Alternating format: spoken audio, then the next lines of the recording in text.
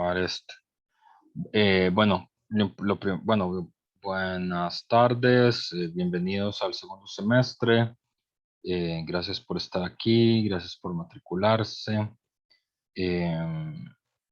Ya pueden quitar el sí de que ya están en mediación. Yo lo voy a quitar también.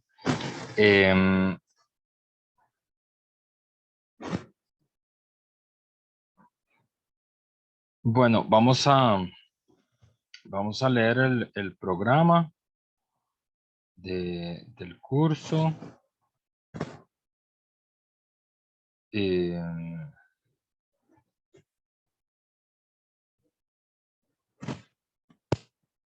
no sé cómo hacer esto. Ok, entonces este curso es rasgos ideológicos de las políticas sociales, OT 1040. Les había dicho que el curso está concebido, OT 1037, OT 1040 están concebidos como un curso un poco como si fuera un solo curso largo de un año. Entonces, bueno, esta sería un poco como la segunda parte de lo que ya estuvimos viendo en rasgos ideológicos en teoría de la ideología. Las clases van a ser, en principio son de 1 a 5, pero vamos a estar sesionando hasta las 4 seguro, probablemente, con una primera parte eh, de trabajo en equipos, que vamos a empezar ahora mismo. Bueno, este es ya el último curso que ustedes van a tener conmigo, es el último curso de filosofía, porque ya están en la recta de terminar la carrera. Bueno, el horario de atención, ay, rayos, suave. El horario de atención es antitos de la clase, ¿verdad? Por si lo quisieran usar, pues de 11 a 12. Pero bueno, como ya varias de ustedes saben, en realidad eso es porque les tengo que asignar una hora, pero yo no tengo problemas de atenderlas en otro momento de la semana, ¿verdad? Si tienen dudas sobre lo que estamos estudiando o ese tipo de cosas. Bueno, yo soy Roberto Herrera, ya me conocen, es un curso teórico práctico. Entonces hay una cosa que tiene que ver con comprensión de lectura, similar a lo que hicimos el semestre pasado, nada más que con lecturas un poco más densas, pero ya lo vamos a ver dentro de un ratito. El curso va a seguir siendo virtual por el momento.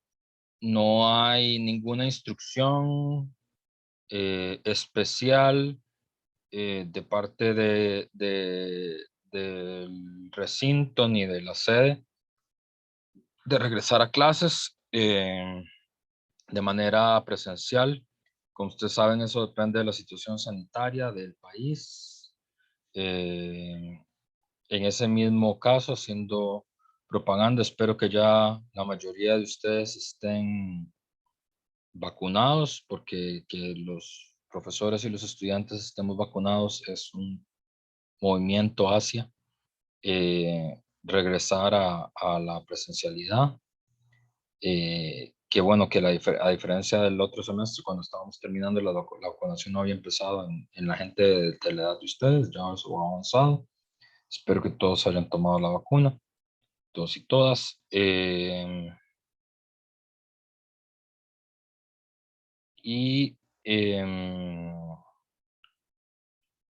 entonces, salvo que haya otra indicación, este semestre las 16 semanas van a ser virtuales, ¿verdad? No vamos a regresar todavía a, a clases presenciales, salvo que haya otra indicación expresa de la rectoría y de la dirección de la sede. Ok. Descripción. Bueno, una cosa que va a ser diferente este semestre del anterior es que, bueno, todas las clases yo las dejo grabadas, por lo que yo les había hablado de que a mí me parece que no no es justo que ustedes se pierdan una clase solo porque la conexión estuvo mala ese día, pero ya no los voy a poner en Drive, sino que lo más seguro es que van a quedar embebidas en YouTube, en la página de mediación virtual. Yo normalmente les mandaba un enlace, ahora van a tener que meterse a la clase, a la mediación y buscar la clase ahí, que va a quedar en cada pestañita de cada semana. Eso es diferente, técnicamente diferente, pero es lo único técnicamente diferente de este semestre y el anterior. Bueno, son 16 semanas y bueno, ya vamos a entrar en materia. Este curso es en muchos sentidos continuación de los temas abordados en OT 37. A lo largo de las 16 semanas de clase intentaremos explicar cómo operan los conceptos y los aparatos ideológicos en la constitución de las políticas públicas y sociales. Es decir, en este curso vamos a intentar aplicar los conceptos que aprendimos en el curso anterior, ¿verdad? Sobre la base de distintas políticas, ¿verdad? Este curso está organizado sobre la idea de que existen escalas y problemáticas. Escala quiere decir que uno de los rasgos ideológicos centrales de toda ideología y de toda política es no tomar en cuenta la escala de las cosas, ¿verdad? La escala es uno de los elementos centrales para poder determinar si una cosa es verdadera o es falsa, ¿verdad? El tamaño y las dimensiones de algo, ¿verdad? Y problemáticas, que es una forma altuseriana de referirse a algo que viene de atrás, de la historia, ¿verdad? Una problemática es un tema que no aparece ayer, es decir, que no aparece aislado de su tiempo y de su espacio, sino que tiene una larga historia y que puede ser comprendida racionalmente. Y que justamente uno de los rasgos ideológicos centrales es olvidar que es una problemática, es decir, que es algo que viene de lejos y que tiene una historia, ¿verdad? Eso quiere decir una problemática, ¿verdad? Por ejemplo, cuando uno habla de la problemática ecológica, quiere decir que no es un problema que empezó a suceder ayer con las inundaciones de Turrialba, sino que es una cosa que tiene una historia larga, ¿verdad? Y unas distintas formas en las que se ha encarado el problema. Entonces, el curso está organizado sobre esa idea. Hay escalas y hay problemáticas. Y justamente el olvido de la escala y de la problemática sería la forma específica y necesaria del desvelamiento ideológico, ¿verdad? Es decir, lograr colocar en su lugar y en su tiempo los problemas es los que le quita el enmascaramiento ideológico que normalmente tienen alrededor. Entonces, vamos a señalar grandes temáticas y problemáticas, las formas ideológicas de la escuela y la industria cultural, las formas que cobró retomando un poco, ¿verdad? La temática altuseriana, ¿verdad? Las formas que cobró la ideología en las ciencias sociales en el tránsito del siglo. Estas dos temáticas las vamos a ver sobre todo con la primera lectura que vamos a hacer y que yo voy a empezar a presentar ahora, que es la lectura de Atilio Borón. Es una lectura que se llama eh, La Academia Neoliberal entre el pensamiento crítico, las ciencias sociales entre el pensamiento crítico y la Academia Neoliberal, creo que es. Que bueno, discute, lo primero que vamos a discutir es, bueno, cómo aparece la ideología en los propios centros productores de conocimiento, ¿verdad? En las sociedades modernas, el conocimiento no se produce de cualquier forma, sino que hay centros especializados de conocimiento. Esos centros especializados de conocimiento se llaman las universidades, ¿verdad? Y bueno, ustedes de hecho, se matricularon en una carrera cuyo objetivo es producir conocimiento de lo social, ¿verdad? Y para lograr ser trabajadores y trabajadoras sociales tienen que lograr producir un conocimiento novedoso de lo social. Ese conocimiento novedoso de lo social se llama tesis de grado, ¿verdad? Entonces, eh,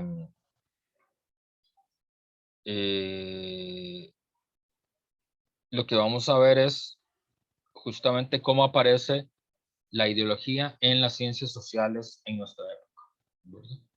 Eh, Tres, la determinación de los conceptos de soberanía, hegemonía y sistema mundo como criterio de ingreso para comprender el marco ideológico que permite las políticas sociales y públicas. Eh, digamos, el conjunto de políticas,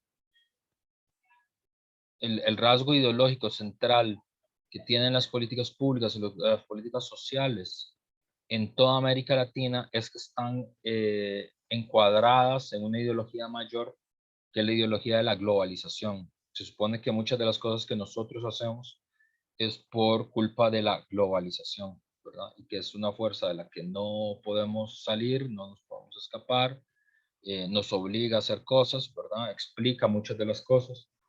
Eh, y bueno, y es una ideología en el sentido tradicional del término. Y aquí nosotros lo que vamos a hacer es hacer un tándem, ¿verdad? Un sistemático contrapunteo entre, por un lado, lo que podríamos llamar pseudoconceptos, ¿verdad? Es decir, cosas, términos que parecen ser conceptos, pero en realidad son términos ideológicos, es decir, términos que parecen que explican las cosas, pero en realidad son formas del error, y conceptos críticos en el sentido tradicional del término, ¿verdad? Por ejemplo, en ese párrafo el concepto soberanía, el concepto hegemonía, el concepto sistema mundo son conceptos críticos. ¿Y qué sería un pseudo concepto? Por ejemplo, el término, ese tipo de trabajo teórico es el que vamos a intentar hacer en estas semanas. También comprender las ideologías consustanciales a la crisis sistémica y civilizatoria que vive el mundo y que impactan en las instituciones públicas. Y 5, la crítica de los conceptos e instituciones ideológicas más significativas de las políticas sociales en Costa Rica en el último periodo, ¿verdad? Entonces, ¿qué instituciones vamos a estudiar o qué aspectos vamos a estudiar? Vamos a estudiar primero la forma más macro que determina las instituciones costarricenses, que son dos grandes ideologías, la ideología de la globalización y la otra es la ideología del libre comercio. Son las dos. Que, o sea, todas las instituciones hoy por hoy en el país se supone que están imbuidas en ese espíritu, el de la globalización y el del libre comercio. Pero también vamos a ver otras, como por ejemplo, cuál es la ideología que dirige las políticas de seguridad y de justicia en el país. Eso pensando que muchas de ustedes trabajan o podrían trabajar en el sistema de justicia. Hay una parte muy importante del sistema de justicia que es sostenido sobre la base del trabajo de las trabajadoras sociales. Vamos a ver el tema de las instituciones vinculadas a la pobreza, ¿verdad? Que también es otra de las partes muy importantes del trabajo social, ¿verdad? Como la institucionalización del tratamiento de la pobreza. De hecho, es la principal, me parece que es la principal forma de empleo que hay hoy profesionalmente en el trabajo social. Vamos a ver las políticas de urbanización y las características que tienen las políticas de urbanización. Y vamos a ver las políticas de desigualdad y asociadas a las distintas formas de la desigualdad. ¿Verdad? Eso es un poco las grandes políticas que vamos a ver. ¿Cuáles son las metodologías de este curso? Bueno, va a ser un curso virtual según todos los alcances de la resolución BD 9374. Van a ser clases en Zoom. Esta va a ser la clase permanente.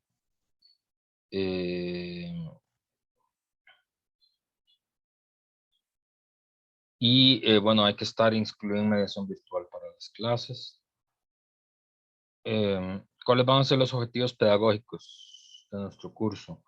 Comprender las relaciones entre teoría social, ciencias sociales e ideología en el siglo XXI. Eso es lo primero que vamos a ver. De hecho, vamos a entrar de una vez a eso en la clase después de que hagan el calentamiento de la comprensión de lectura, que sí va a haber comprensión de lectura el primer día de clases. Va a ser súper divertido. Súper divertido. Ya voy. Reacción. Súper divertido.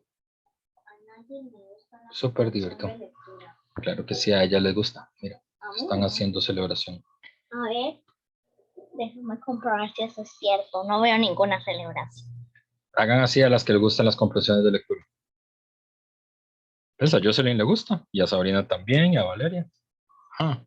Bueno. Hijo de Jesús dice que está bien, pero tampoco es un concierto de Shakira, pero bueno, para un jueves en la tarde. Creo que a Jane no le gustó. Bueno. Jane sí me entiende. Alejandra tampoco es. La comprensión de lectura a veces no es lo mismo. Pero mis comprensiones de lectura son muy divertidas. Bueno, les mando saludos a Alicia, que ya llegó de clases. Bueno, llegó hace rato, pero hasta ahora se metió a nuestra clase.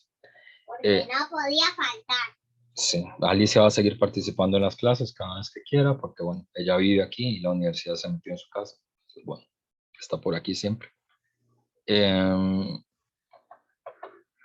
Entonces, el primer objetivo pedagógico, comprender cuál es la relación entre la teoría social, las ciencias sociales, la ideología en el siglo XXI, ¿verdad? En ese sentido hay una continuación, ya vimos un primer acercamiento a ese tema con la lectura de Adolfo Sánchez Vázquez, ¿verdad? Que trata de eso. Pero vamos a continuar con la lectura de Borón y de Anester Ceseña sobre eso mismo. Analizar las relaciones entre sistema mundo, hegemonía imperial, políticas sociales en el contexto centroamericano y costarricense, lo cual me hace pensar en una cosa. Ustedes no estuvieron conmigo en tercero, ¿verdad? Solo han estado conmigo en cuarto. Solo Sí, en cuarto. Okay.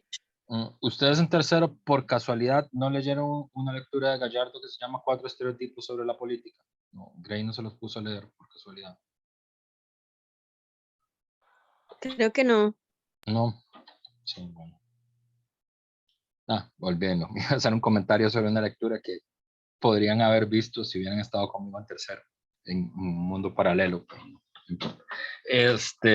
Pero digamos, aquí el tema, esta cosa del sistema mundo, de la hegemonía imperial y las políticas sociales, tiene que ver, a ver, tal vez se los explico con algo que ustedes logran recordar. Yo no sé si ustedes se acuerdan, cuando empezó la pandemia, hace ya 16 meses, que parecen 20 siglos ahora, había toda una actitud, sobre todo cuando Daniel Salas, ¿se acuerdan de Daniel Salas? Que salía antes mucho en tele y ahora ya no sale. Hay una actitud como que Costa Rica tenía la capacidad, por ser Costa Rica, por ser un país singular y especial, de vencer los efectos de la pandemia por el hecho de ser Costa Rica, ¿verdad? Y de hecho las cadenas nacionales de teles, ustedes las recuerdan, si no las pueden buscar, decían, empezaban como con una canción y como con un video ahí, ¿verdad? Que decía, vamos a vencer al coronavirus, ¿verdad? Y esa propaganda del gobierno, digamos, ¿cómo se llama? El alertómetro de ideologías, uno ya lo tendría que haber tenido puestos, porque hay una forma ideológica muy específica en las políticas sociales, que es una de las cosas que vamos a empezar a ver aquí, que es suponer que Gallardo, en este texto que yo les quería referir, que ustedes no se han leído, le llama parroquialismo a eso, que es la idea de que son posibles como soluciones puramente nacionales a los problemas sociales contemporáneos, ¿verdad? Y, por ejemplo, como que un país solo podría resolver el desafío que representa la pandemia para la humanidad.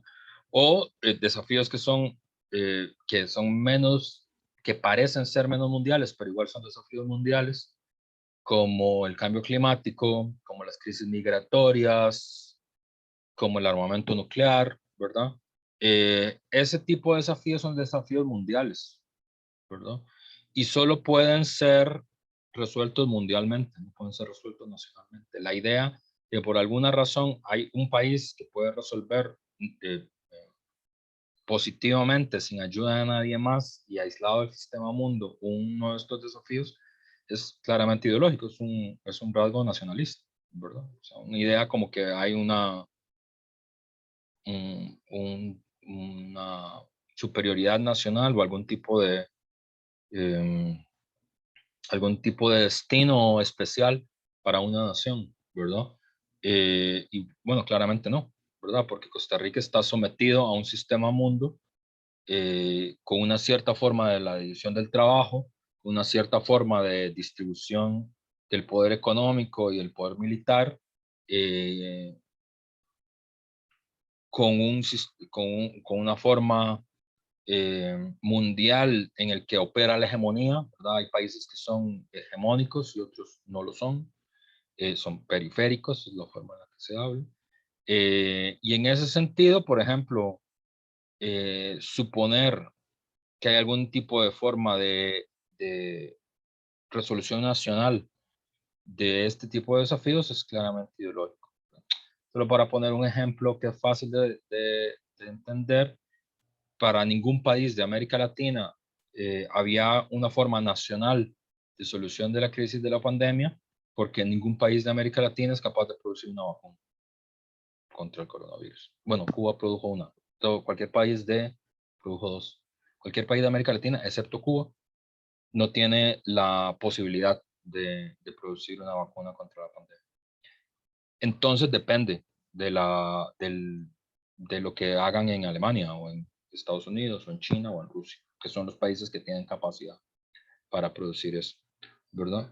Eh, y lo mismo, por ejemplo, podríamos decir con cosas como el cambio climático, como la crisis migratoria, como las crisis económicas mundiales, como, como el armamento nuclear, ¿verdad? Que son desafíos nacionales. Entonces, la idea de que el sistema mundo no juega ningún papel relevante en la definición de las políticas sociales este, es pues, uno de los rasgos ideológicos centrales de las políticas sociales y es una de las cosas que uno tiene que aprender a develar cuando está analizando una política social, ¿verdad? Determinar los rasgos ideológicos que tienen conceptos, ahí en realidad debería decir pseudoconceptos porque no son conceptos. Debería corregir esta parte del programa. Los rasgos ideológicos de los conceptos, que en realidad son pseudoconceptos, como libre mercado, que es central porque este es el pseudoconcepto que dirige toda la política económica de Costa Rica más o menos desde hace 40 años, ¿verdad? Es el, el buque insignia, digamos, de la política económica. Seguridad, que tiene una forma específica,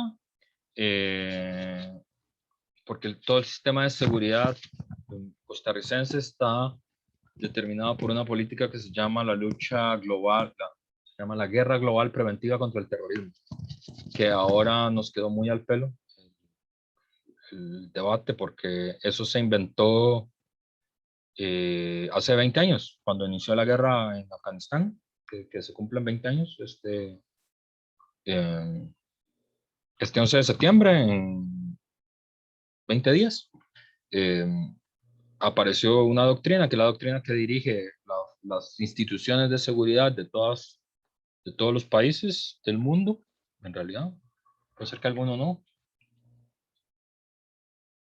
No, yo creo que de todos. Que se llama la teoría o la doctrina, la doctrina, creo que se le dice, la doctrina de la guerra global preventiva contra el terrorismo. y que vamos a estudiar como de qué trata eso, ¿verdad? Pero, por ejemplo, eso explica por qué Costa Rica tiene una ley contra el terrorismo aprobada en el año 2005, que ya tiene 15 años. Aunque no lo crean, Costa Rica tiene una ley contra el terrorismo. Conceptos como seguridad, conceptos, bueno, pero vamos a tratar más eso, qué significa seguridad. ¿Qué es eso? ¿Qué significa eso?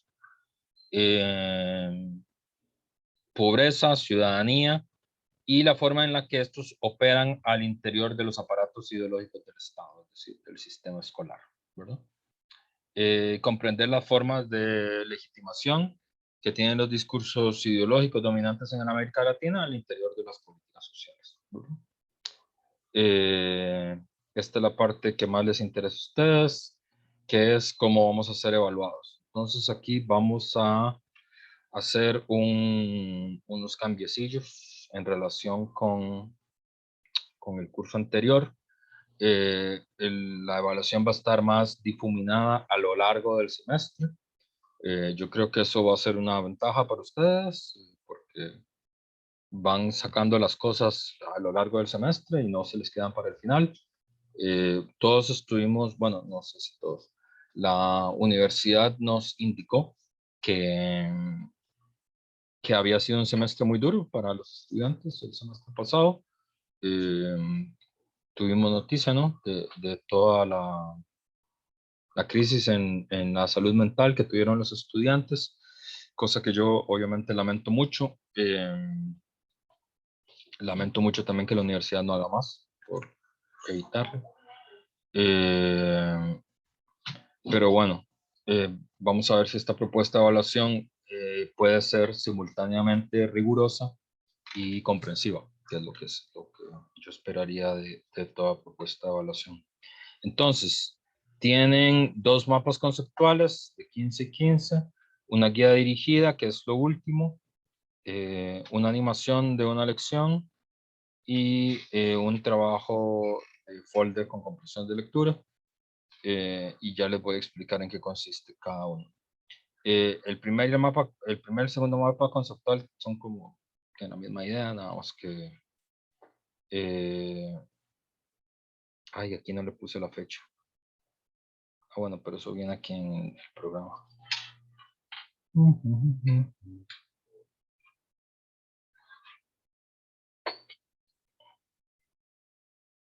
Es el primer mes, aquí, el 9 de septiembre. Aquí hay un problemita en el programa, les tengo que cambiar esta fecha, pero bueno.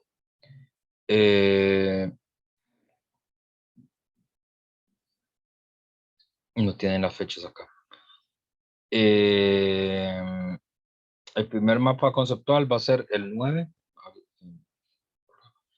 de septiembre. La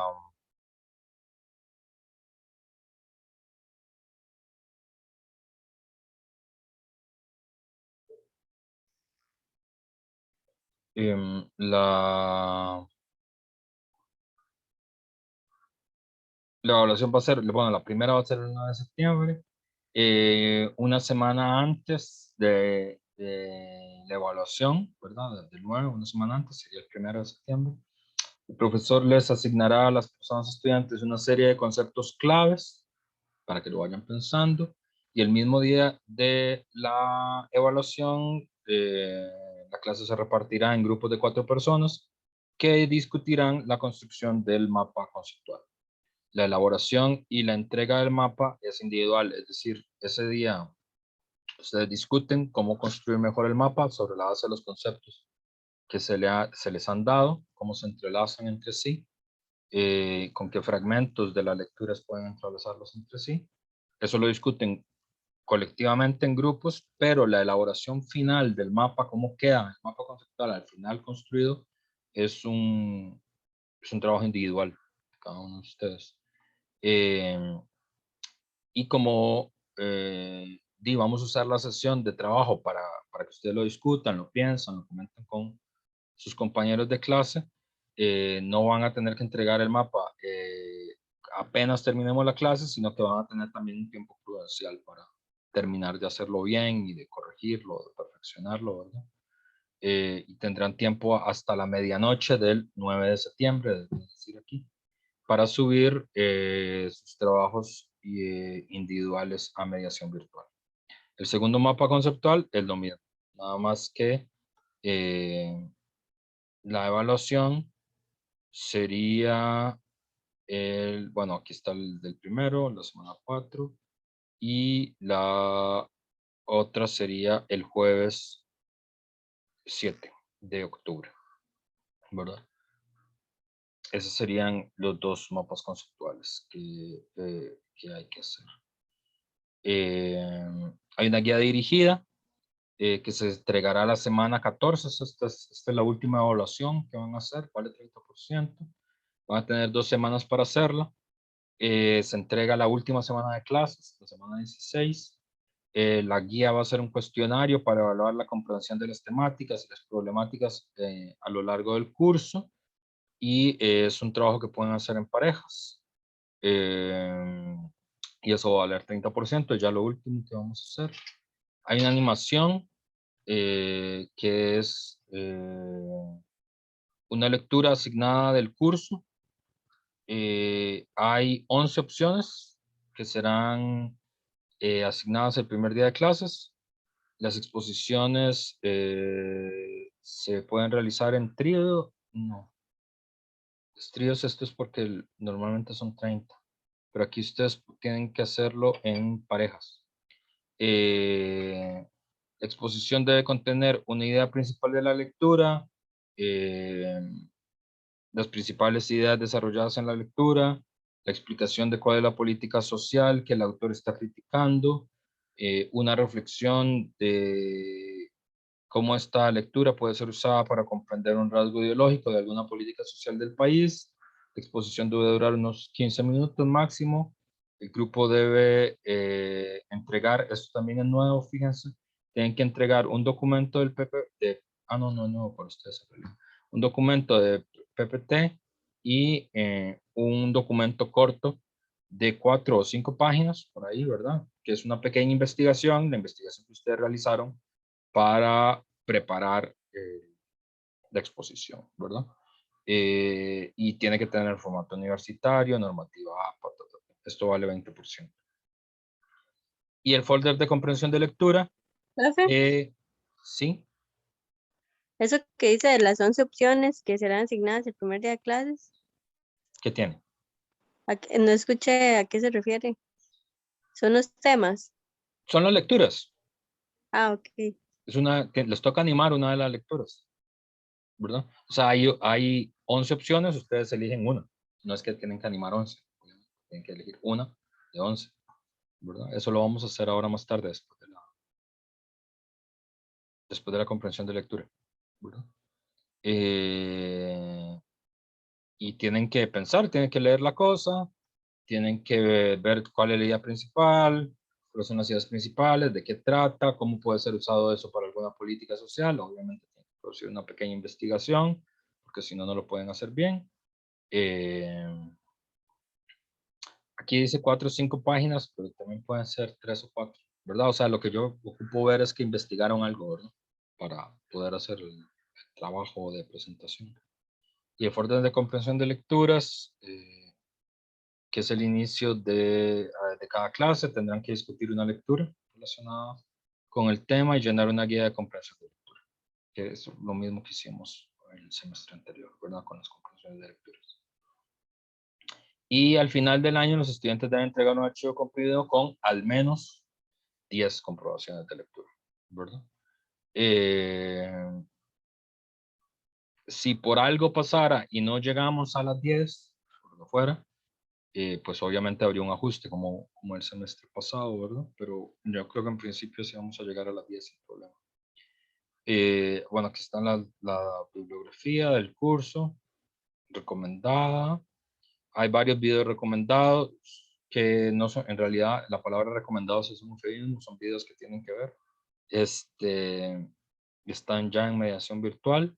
Yo les voy a ir indicando cuándo ya lo deberían haber visto, porque va a ser material de evaluación, es decir, va a haber preguntas sobre esos videos.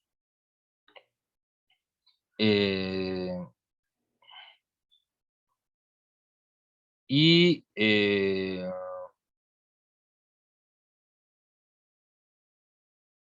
vamos bueno, aquí está el planeamiento. La próxima semana vamos a hacer ¿cómo se dice? Como una apertura, que hay un documento muy reciente que tiene que ver con Costa Rica, con las percepciones ideológicas y la cultura política en Costa Rica, que es este informe que están ustedes viendo acá. Vamos a traer a una de las investigadoras para hablar con nosotros de ese informe.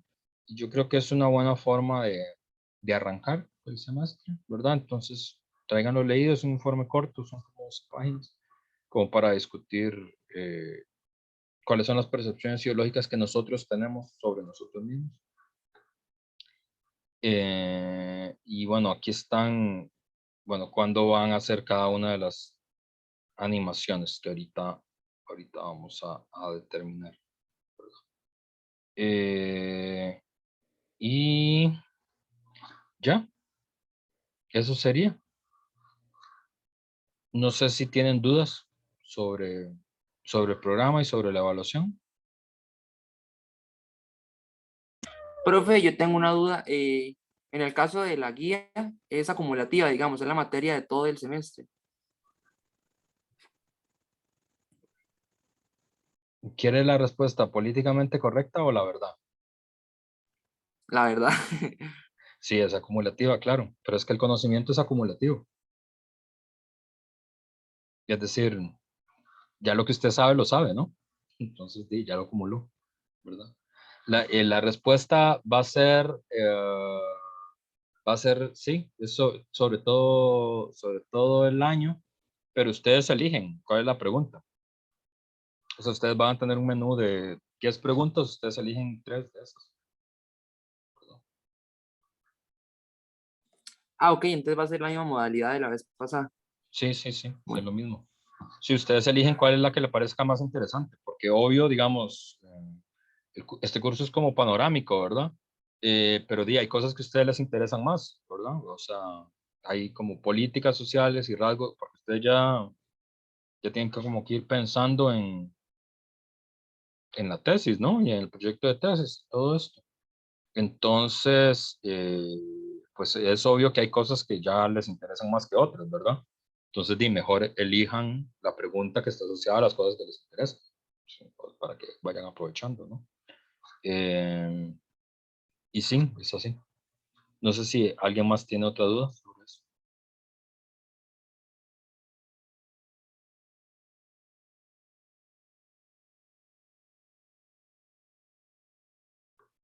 No, ninguna. Bueno, entonces si es así, vamos a decir sí que entendimos todo y que estamos de acuerdo con el programa que acabamos de discutir.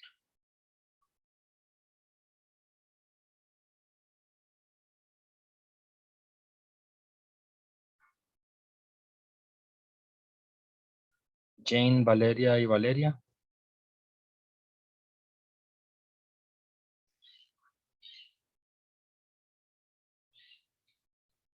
Jane, ¿estás ahí?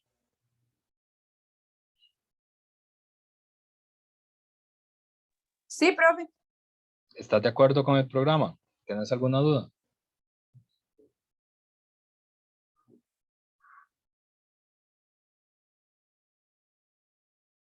Bueno, está bien. Profe, estoy de acuerdo, es que tengo problemas aquí con el micrófono, no lo podía encender, pero sí Ok, está bien.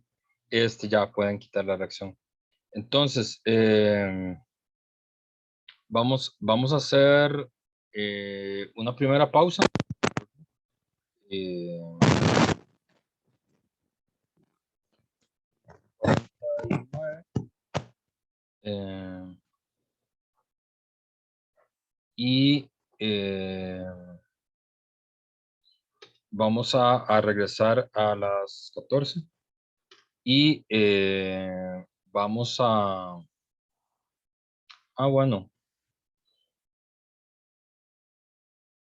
aunque podríamos, sí, regresamos a las 14:05 y vemos lo de qué lectura le toca a cada quien. ¿Está bien? Ok, profe.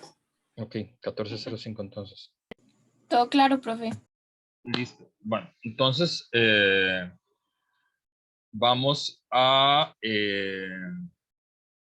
entrar en autos de una vez en mediación virtual en la página. Les puedo dar un chance para que lo bajen. Está la primera comprensión de lectura, ¿verdad? Entonces, ustedes van a entrar acá y,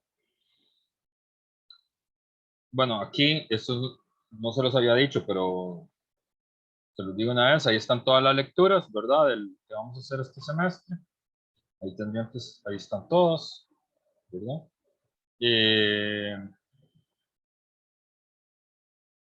Aquí está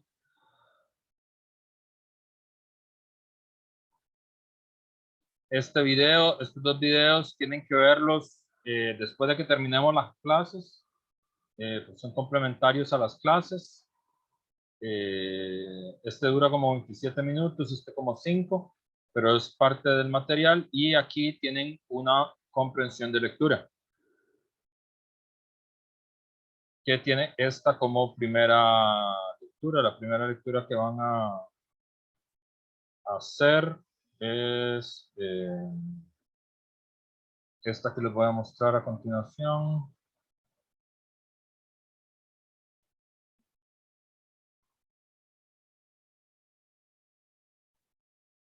Este texto que se llama Dos visiones de Europa, Jean-François Lyotard. El posmodernismo es acostumbrarse a pensar sin moldes ni criterios. Entonces, vamos a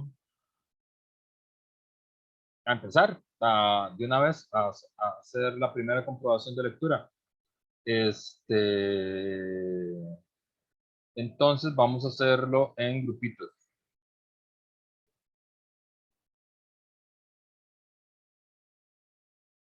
Como es una lectura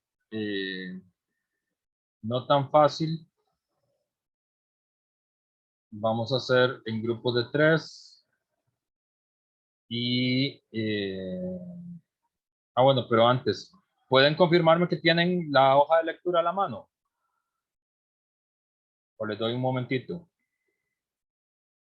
Valeria dice que sí la tiene. Los que la tienen hagan así o denme algún signo de que ya la tienen. Alejandra la tiene. Valeria, Yasuri también. Jocelyn también.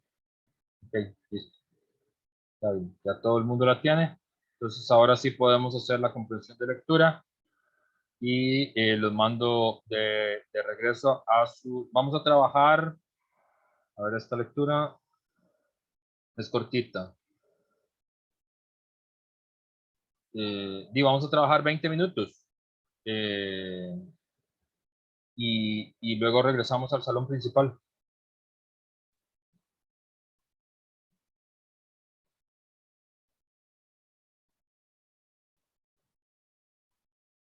Ya pueden entrar a los salones.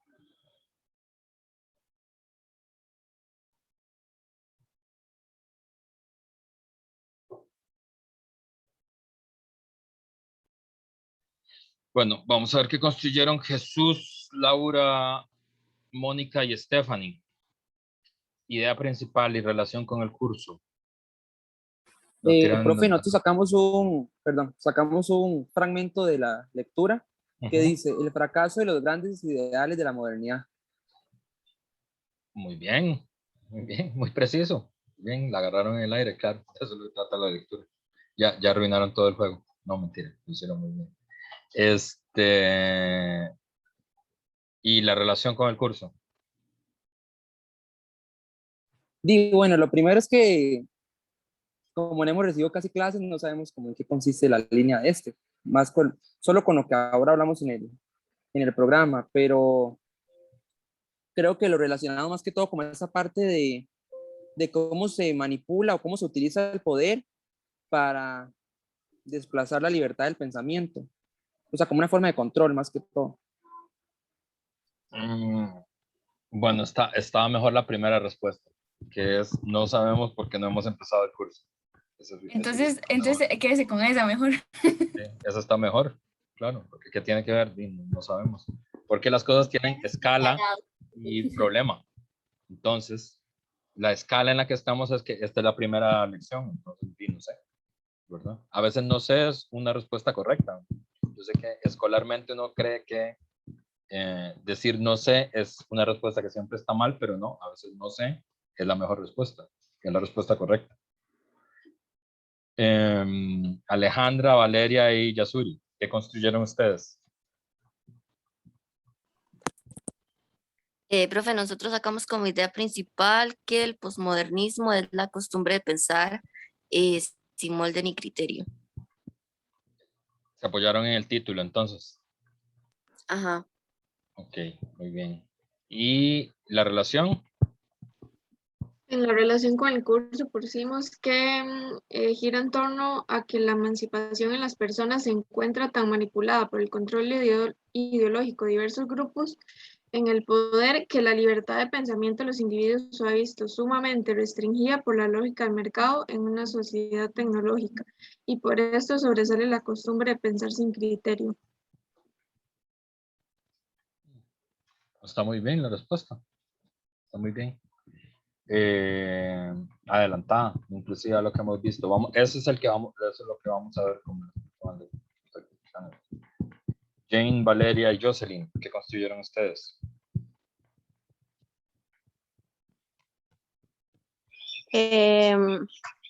Bueno, con respecto a la idea principal, pusimos que la lectura se refiere a cómo el posmodernismo trata de acostumbrarnos a pensar sin moldes ni criterios y al fracaso de los grandes ideales de la modernidad. Ok, relación con el curso. Que las personas se encuentran bajo una manipulación de la ideología y quedan relegadas a una misma línea sin tener una libertad de pensamiento. También pusimos como adicional una parte de la lectura que dice que ni el marxismo ni el liberalismo puede explicar la actual sociedad posmoderna, ya que las personas se deben acostumbrar a pensar sin moldes ni criterios. Ok. Ok, vamos a ver un poquito esto.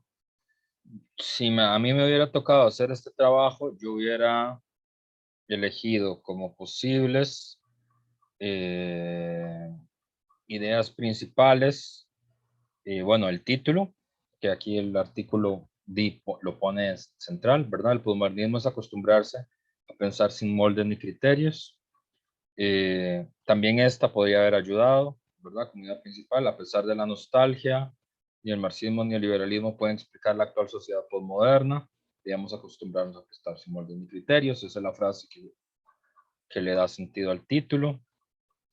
Esta también me parece muy importante. Podría haber sido esta también la frase principal.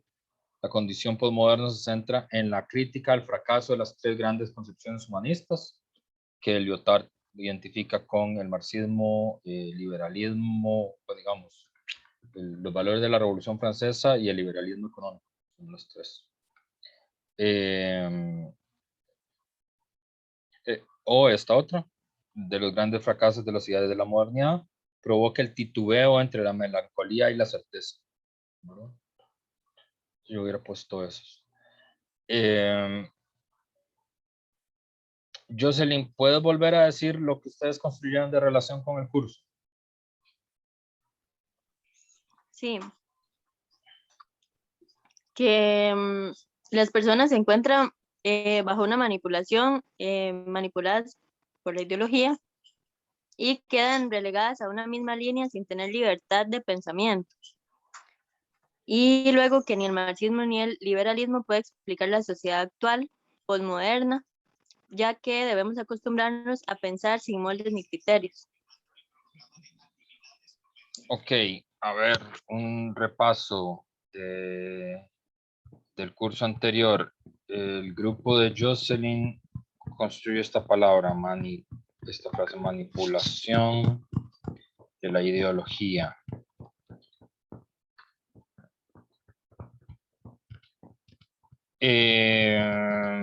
Una bolsa de jocotes para el que diga por qué esta construcción está mal. Manipulación de la ideología. ¿Qué habíamos dicho de este tipo de afirmaciones? Primero, ¿qué es manipulación? Vamos más atrás, ni siquiera. ¿Qué es manipulación? Lo que queríamos decir era como que las personas están manipuladas por la ideología. No, está bien, digamos, saquemos la definición de la cosa, y es pregunta para todo el grupo, no solo para ustedes, para todos los que están aquí. ¿Qué es manipulación? ¿Qué significa eso? ¿Qué significa la Pero palabra siento que manipulación? es como cuando se obliga o se ejerce presión sobre otra persona para que accione, piense o haga algo a como uno quiere. No sé. Más aún, manipulación, que- ¿a qué les suena? ¿Cuál Pienso sería la etimología? ¿De como dónde persuasión. viene? A mí me suena como persuasión, como persuadir, digamos, de hacer algo sin que la persona se dé cuenta que lo estoy manipulando en sí, digamos, sino como utilizando, creo que no lo habíamos puesto aquí con ejemplos, pero como utilizando ciertas palabras específicas que no suenen como que lo estoy obligando, sino persuadiendo. Profe, sería como algo intencional. Vamos a ver. Como un títere. Claro, un títere es manipulado, ¿verdad? Aquí, manipulación, ¿verdad? Operar o trabajar manualmente un elemento. Uno manipula una grúa, ¿verdad? Uno manipula un títere, ¿verdad? No sé quién dijo que era títere, pero está muy bien quien dijo títere. Jane, creo que fue. Jane, muy bien. Medio saco de jocotes para Jane. No, un saco de jocotes no muy caro, media bolsa de jocotes. La palabra se relaciona con el verbo manipular y según su sentido etimológico deriva de manipulus, que está formado por la raíz latina manus, cuyo significado es mano. Profe, Mano. entonces lo más adecuado sería control ideológico. Claro, porque ¿cuál es el problema de manipulación ideológica? Y esto se los dije en tercero, se los vuelvo a decir. Y a ver, ¿cómo les digo? Estos cursos tienen que ayudarles como a desaprender lo aprendido, ¿verdad? Es decir, yo dije como esta frase, como de, está malo, pero no lo tomen como escolarmente en el sentido de, uy, ya lo tengo malo, el profe me va a poner un 5. No en ese sentido está malo, sino que es imprecisa la definición. Y aquí esta parte, que la parte del laboratorio, ¿verdad? De la parte práctica del curso, digamos, no es escolar, no es como el describe de la escuela, ¿verdad? De ponga en esta línea el concepto tal, ¿verdad? Sino esta parte es la parte del ejercicio donde ustedes van comprendiendo qué es lo que están haciendo, ¿verdad? Y yo les había dicho varias veces, se los vuelvo a decir, y en general es una de las partes que es más difícil de entender, que es manipulación, palabras como manipulación, que viene de la palabra mano, ¿verdad? Y es como manipular un carro, es decir, yo controlo el carro no tiene autonomía, ¿verdad? O yo manipulo un títere y yo soy el que decide cómo se mueve y yo soy el que decido cómo habla, ¿verdad? Y el títere no tiene autonomía ni decisión, ¿verdad? Y nosotros usamos mucho esa expresión, ¿verdad? Como para hacer referencia como a poderes arbitrarios, ¿verdad? Como mi papá es un manipulador, ¿verdad? O esta amiga es una manipuladora, o este amigo es un manipulador, o la gente está siendo manipulada por los medios de comunicación. Nosotros usamos como ese tipo de expresiones, ¿verdad? Que lo que remiten es efectivamente como a un teatro de títeres, ¿verdad? Como a un teatro de muñecos, ¿verdad? O sea, la gente dice una cosa, pero la dice porque la dice otra persona, realmente no cree eso, ¿verdad? Y quien manipula,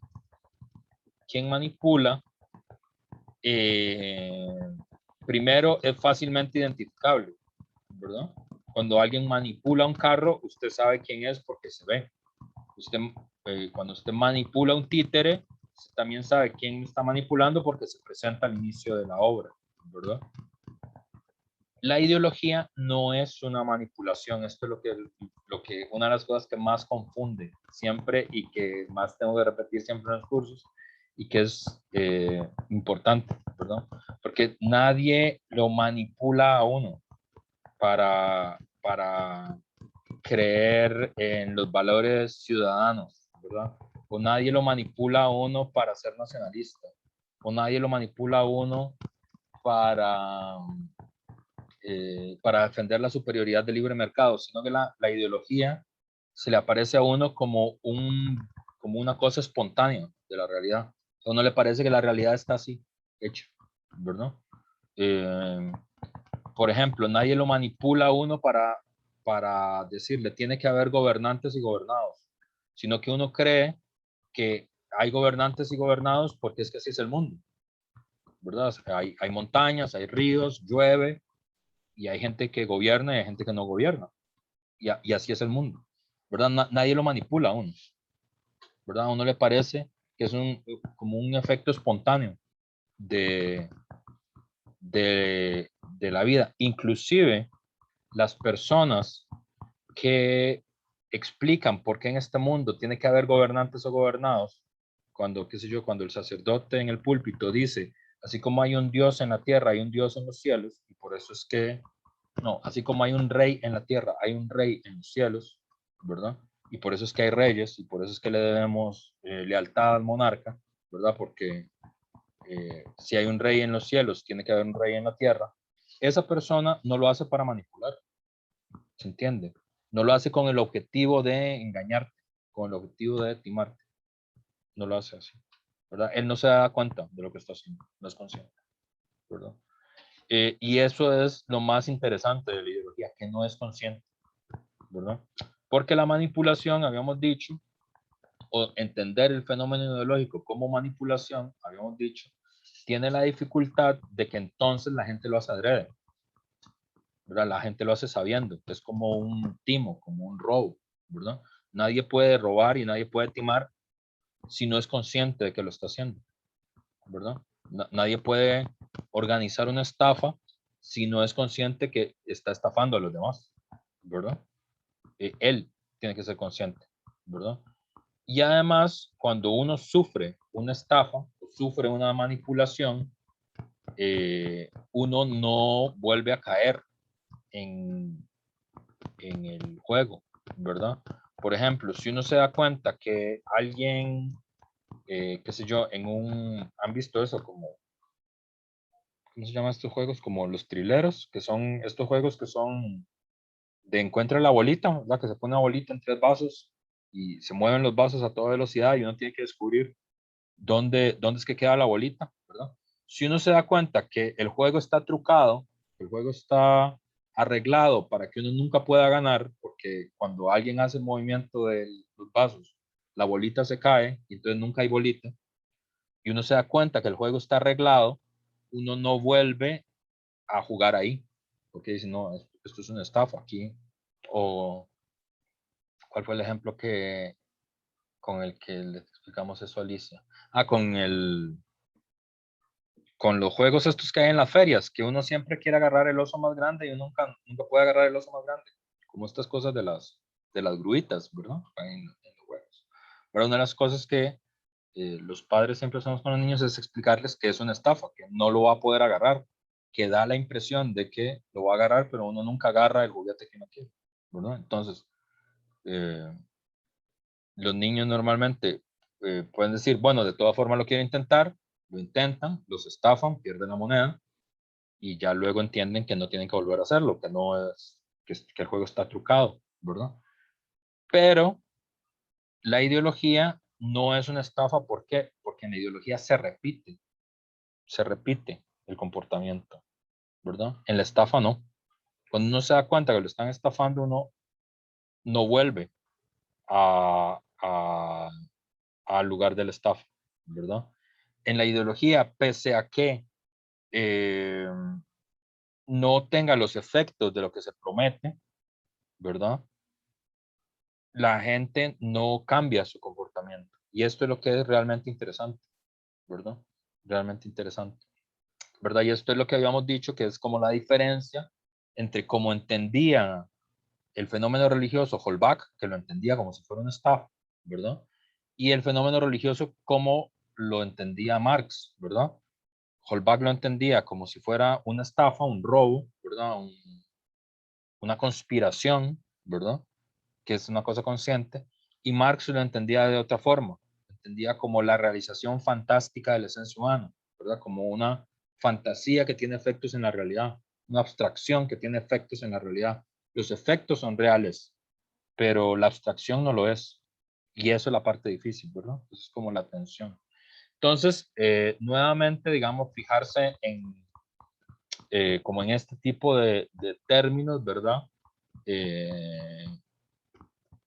Porque entonces, si no, la explicación es una explicación, digamos, muy poco útil para las ciencias sociales, porque entonces la explicación es, hay un grupo de gente que manipula a los demás son demasiado tontos como para darse cuenta que lo están manipulando, y lo único que haría falta para acabar esa situación es que el manipulador desaparezca por alguna Profe, razón, ¿verdad? Entonces, eso siempre tenemos como que retenerlo, ¿verdad?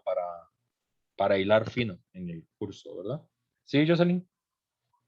en ocasiones, digamos, lo que pasa no es que es todo el tonto el que permite ser manipulado, sino que hay causas estructurales a un nivel eh, inalcanzable para esa persona que aunque esté siendo explotado, simplemente no tiene otra opción y tiene que permitirlo y dejarse, digamos, Claro, vea, por la jerarquía, porque jerárquicamente no está en posición de poder protestar.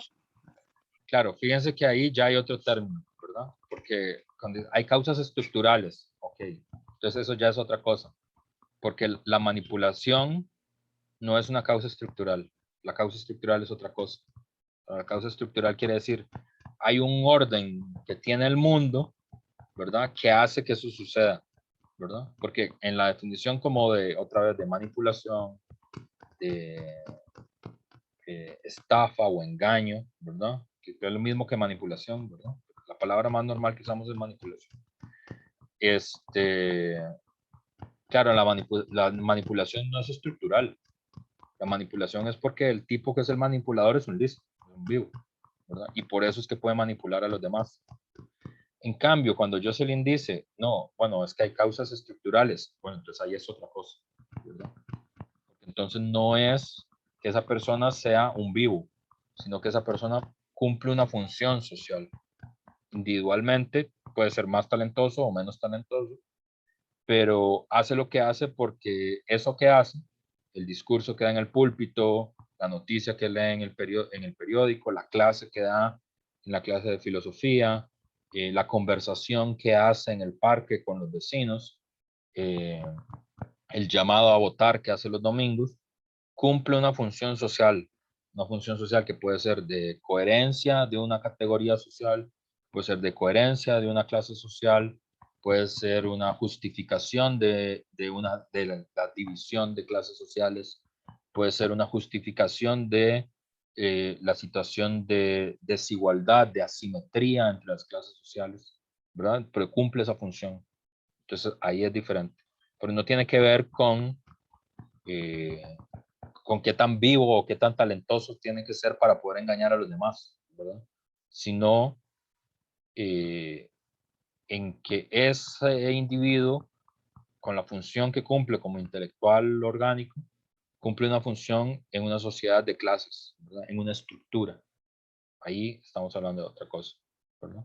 Esto es más lo que se intenta entender, digamos, con, con ideología. Bueno, vamos a hacer otro corte porque ya son las 3:15. Ya, yo voy a aprovechar para hacer una, ¿cómo se dice? Para dejar ingresado el tema. Yo sé que todavía no se han leído la lectura de Borón, pero mejor ir adelantando, ¿verdad? Para la otra semana tienen que hacer la lectura de Borón, tienen que ver los videos sobre la posmodernidad. Vamos a ver qué es esa cosa de la posmodernidad, y en este curso es importante porque lo primero que vamos a distinguir, a discutir es, ¿sí, Jesús? Profe, la comprensión de lectura de hoy sí cuenta para para las 10, digamos, dentro de Sí, las 10. sí, puede ser una de las Ok. 10. Sí, puede ser una de las 10. Recuerden que son hasta 10, ¿verdad? Como son 16 clases, ustedes tienen un margen ahí de cosas, de guías que se pierden, o guías que ya no llegaron a clase, o no pudieron llegar a clase. O sea, hay un margen ahí, ¿verdad? No son todas, son por lo menos 10.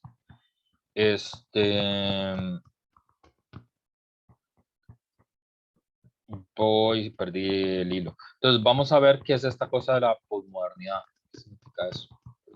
Pero vamos a hacerlo después de la pausa. Entonces son las 15:17. Vamos a regresar a las 15:30 y vamos a trabajar un ratito más, ¿verdad? Unos 20 minutos más, para yo hacer la introducción a la lectura. No vamos a trabajar todavía la lectura, pero ni como para darles algunas claves de lectura, porque, bueno, todas las lecturas que vamos a hacer son, no sé, tienen un nivel ahí de densidad. Son más densas las anteriores, las que vimos en OT 37, pues son más teóricas. Ustedes vieron los que les tocó leer a Zizek, a Althusser, a Adorno. Tiene un nivel de complejidad, digamos, un nivel de abstracción muy alto. Estas también tienen niveles de abstracción, pero tienen la ventaja de que son todas reflexiones aplicadas a distintas políticas y distintas instituciones. Creo que se les va a parecer como más comprensible en algún nivel, pero igual tienen su densidad. Entonces, a las 3:30 vamos a trabajar otro rato para presentarles la lectura. Entonces, nos vemos a las 3:30. Voy a hacer solo una introduccióncita breve, no vamos a tardar mucho porque, bueno, además este es el primer día de clases y esto, y bueno, en la lectura asignada, que vamos a discutir todavía más a profundidad. Esta lectura, que es una lectura de Atilio Borón, que se denomina Las ciencias sociales en la era neoliberal, entre la academia y el pensamiento crítico. Bueno, Atilio Borón es un autor muy importante en las ciencias sociales latinoamericanas, fue durante mucho tiempo director de Claxo, tiene varios libros muy interesantes sobre geopolítica y sobre el imperialismo y sobre temas relacionados con la democracia. Y aquí en este artículo corto que vamos a leer, tiene varias partes. Uno que tiene que ver con las ciencias sociales. Ustedes son científicas sociales, estudiaron para ser científicas sociales, pero como todo, las ciencias sociales no existen en abstracto, sino que existen en una determinada relación social. Entonces, él hace el agregado, son las ciencias sociales. ¿En qué momento? En la era neoliberal.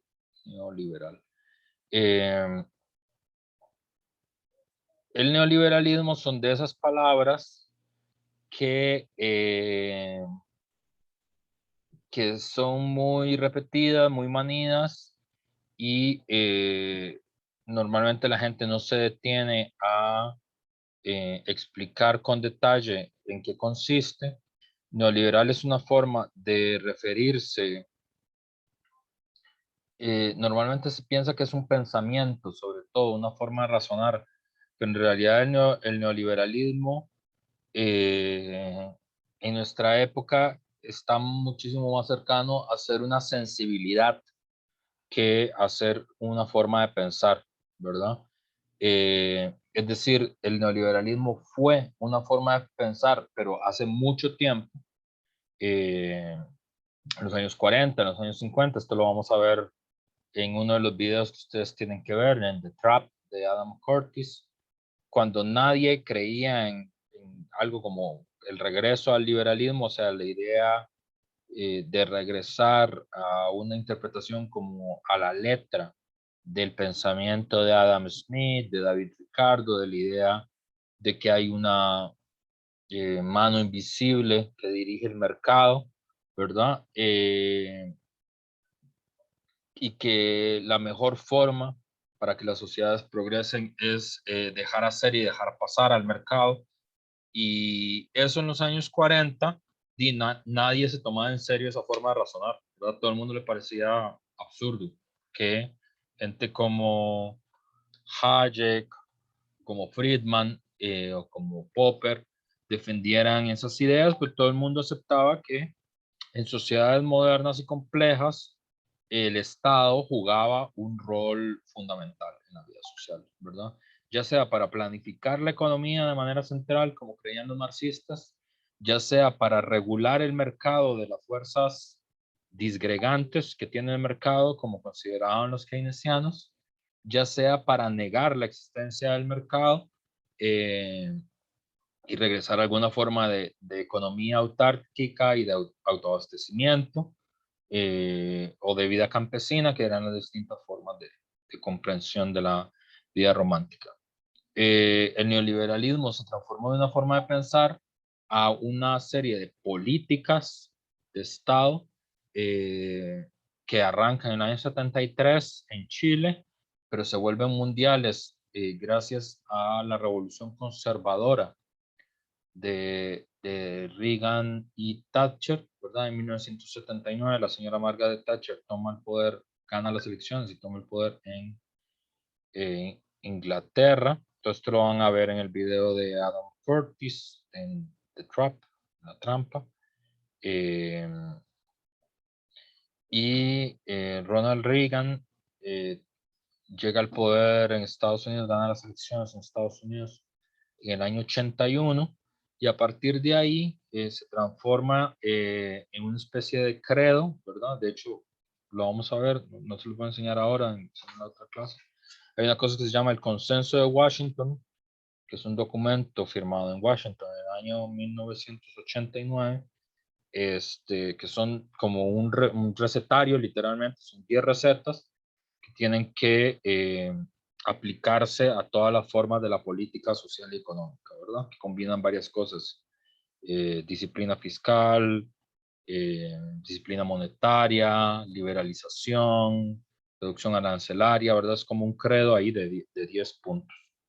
A eso se le dice política neoliberal. Y en nuestra época, la tesis de Borón, que es una tesis que yo comparto personalmente, es que el neoliberalismo además se ha transformado en una especie de sensibilidad, ¿verdad? Una especie de cultura que tiene que ver con la, eh, la valorización, la sobrevalorización, la colocación como un valor central, fundamental, la libertad individual, como el valor central societario, ¿verdad? Civil, que hay que defender, por encima de los valores comunitarios o sociales o socialistas, dependiendo de los que hubo en otras épocas. Y justamente lo que Borón va a querer presentar en este texto es, bueno, las ciencias sociales, cómo surgen, qué son y cómo se comportan en la época neoliberal y qué ideologías hay dentro de las mismas ciencias sociales, ¿verdad? Entonces va a hablar justamente de una tensión entre la academia y el pensamiento crítico, ¿verdad? Donde academia es lo que está cargado de manera negativa, pensamiento crítico está cargado de manera positiva, ¿verdad? Aquí no hay que olvidar que crítico es un término técnico, me pareció muy vacilón, porque en el semestre pasado, no con ustedes, sino con otro grupo, con uno de los grupos de filosofía, estaba dando un chico un poco joven, como que me hizo un reclamo, pero un reclamo en buen plan, en el sentido que él, había una parte que tenía que ver con hacer un comentario crítico de un texto, y él lo que entendió es que comentario crítico significaba su opinión personal. Entonces él no entendía por qué le había dicho que lo que estaba haciendo era emitir su opinión personal. Eso no consiste en un comentario crítico, en el pensamiento crítico. Y entonces crítico no quiere decir la opinión personal de alguien, sino que crítico quiere decir establecer los límites y las posibilidades de algo. Eso es lo que quiere decir crítico. Crítico es establecimiento de cuáles son los límites, cuáles son las posibilidades de un fenómeno, ¿verdad? Cuando Kant escribe la crítica de la razón pura, lo que está diciendo es vamos a establecer cuáles son los límites y cuáles son las posibilidades de la razón como tal, ¿verdad? Cuando Marx escribe El Capital, crítica de la economía política, entonces lo que quiere decir es, bueno, vamos a establecer cuáles son los límites de la economía política como ciencia y como pensamiento, cuáles son las posibilidades que se abren a partir de la economía política. Eso es lo que quiere decir crítico, y es la forma en la que la usa Marx, en la forma en la que usa Kant, lo usa Hegel, lo usa Adorno, y lo vamos a usar en este curso, ¿verdad? Esto sería lo primero del texto. Es un texto corto de 14 páginas, ¿verdad? Y la tesis, aquí es esta introducción, sería lo primero digamos, con lo que cerraríamos la clase, solo para que lo tengan ahí como criterio. Borón defiende que las ciencias sociales tienen una tradición clásica, ¿verdad? Que no es la que tenemos actualmente. Esa tradición clásica tiene que ver con el surgimiento de las ciencias sociales como tales, ¿verdad? Las ciencias sociales no siempre han existido, ¿verdad? Y aunque siempre hemos tenido conocimiento de lo social, ese conocimiento de lo social en el pasado estuvo metido dentro de la religión, por ejemplo, la religión cristiana, que es la que es dominante en Occidente y en Costa Rica, tiene una comprensión de cómo es la vida social, ¿verdad? La vida social es una vida jerárquicamente organizada de arriba hacia abajo sobre la base de las esencias, ¿verdad? Y esa explica, digamos, que como hay un rey en los cielos, hay un rey en la tierra, ¿verdad? Y, digamos, la estructura social correspondería un poco con la estructura metafísica que tienen los cielos, ¿verdad? Hay reyes, hay guardianes, hay soldados, hay criaturas divinas, ¿verdad? Y eso se traslada a la vida social. Eso pudo haber servido en sociedades como explicación básica de lo social, en las sociedades premodernas, que eran sociedades muy estables, pero ya inclusive en ese nivel era insuficiente. Y las otras explicaciones de lo social normalmente estuvieron asociadas a otras disciplinas, por ejemplo, disciplinas como la ética, ¿verdad? Aristóteles en la Ética Nicómaco tiene toda una reflexión muy importante sobre la sociedad y cómo es la sociedad, ¿verdad? También Platón en la República. Pero la filosofía no es una ciencia social, ¿verdad? Las ciencias sociales surgen en el siglo XIX de la mano de dos nombres propios que son muy famosos, Emile Durkheim y Augusto Comte. Esto lo habíamos visto ya en el texto de Adolfo Sánchez Vázquez, y nacen a caballo en la corriente que considera que el pensamiento para llegar a una etapa madura, una etapa superior, se tiene que transformar en ciencia, ¿verdad? Así como la física pasó de ser filosofía de la naturaleza a transformarse en una ciencia que se llama física, así como la química dejó de ser parte de la filosofía de la naturaleza y se transformó en una ciencia en sentido propio que se llama la química, y la biología también lo mismo, ¿verdad? De hecho, la biología y las ciencias sociales como disciplinas surgen en los mismos años, ¿verdad? Se considera que el texto fundante de la biología moderna es El origen de las especies de Darwin, que es de 1850. Bueno, hay dos textos, El origen de las especies de Darwin y otro texto de Wallace, que ahora olvido el nombre, que es de 1858. Y bueno, y las ciencias sociales surgen como por ese periodo también, 1848, 1850, asociados a dos nombres propios, ¿verdad? A Augusto Comte y a Émile Durkheim, son dos filósofos, dos pensadores franceses. Augusto Comte, en una serie de ensayos que se llaman Ensayos sobre la filosofía positiva, que son textos de 1848, intentando explicar los grandes cambios sociales que había sufrido Francia en los últimos 40 años, ¿verdad? Francia en 1789 todavía tenía reyes, luego los reyes desaparecieron, luego una restauración del imperio, luego hubo varias revoluciones en el medio. En 1848, cuando Comte escribe lo que escribe, hay en curso una revolución en Francia. Y este mundo tan cambiante, ¿verdad? Es lo que, y tan difícil de predecir, ¿verdad? Es lo que le hace pensar a Comte que es posible construir una física de lo social. Ese es su proyecto epistemológico, ¿verdad? Construir una física de lo social, construir un pensamiento de lo social que tenga la precisión y la capacidad de predecir que tiene la física. Ese es su proyecto. Emil Durkheim es el primero que hace una obra, digamos, sociológica, que se considera una obra absolutamente clásica de las ciencias sociales, que es Las reglas del método sociológico, que es un texto metodológico, y un trabajo sobre el suicidio en Francia, que es como un modelo de lo que la sociología debería ser, ¿verdad?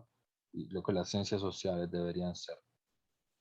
Entonces, para Borón, las ciencias sociales, que literalmente lo que significan es construir una episteme de lo social, construir un conocimiento rigurosamente fundado de lo social, es decir, no un conocimiento especulativo, no un conocimiento de base teológica, no un conocimiento apoyado en el sentido común que tenemos de lo social, no un conocimiento apoyado en el saber poético que podríamos tener de lo social, no un conocimiento apoyado en la intuición que podríamos tener de lo social, sino un conocimiento metodológicamente fundado para comprender lo social. Tendría tres grandes tradiciones clásicas que estarían llegando, siendo puestas en tela de juicio a finales del siglo XX, a finales del siglo pasado, y todavía está en nuestra época, ¿verdad? Esas tradiciones serían la sociología funcionalista, cuyo principal representante es Parsons, el sociólogo norteamericano, la tradición de la sociología de la acción de Max Weber, y el materialismo histórico, ¿verdad? Que normalmente se identifica con la tradición marxista, ¿verdad? Esa es la tradición clásica, ¿verdad? Eso no quiere decir que estas tres tradiciones estuvieran de acuerdo entre sí, o que sean compatibles, o que no tuvieran choques entre ellas, sino que esa es la forma clásica de las ciencias sociales, tiene unas ciertas características que ahora vamos a ver. Pero para Borón, las ciencias sociales contemporáneas no están ancladas y no se referencian ni con la sociología funcionalista, ni con la tradición de Max Weber, ni con la tradición del materialismo histórico, sino que están ancladas en dos visiones que Borón considera ideológicas ambas, que son como formas extremas, digamos, en las que las ciencias sociales modernas funcionan. Por un lado, lo que Borón le llama el hiperempirismo, el tecnocratismo, que en sociales la forma moderna en que eso se manifiesta en sociales es el uso del Big Data, por ejemplo. Ahí les dejo un par de noticias, se los puedo mandar también sobre qué es esto del Big Data, ¿verdad? Que es una especie de tendencia a la matematización de las ciencias sociales como modelo para comprender la vida social. Y por otro lado, lo que vamos a estudiar de primero, que es la tendencia al posmodernismo, ¿verdad?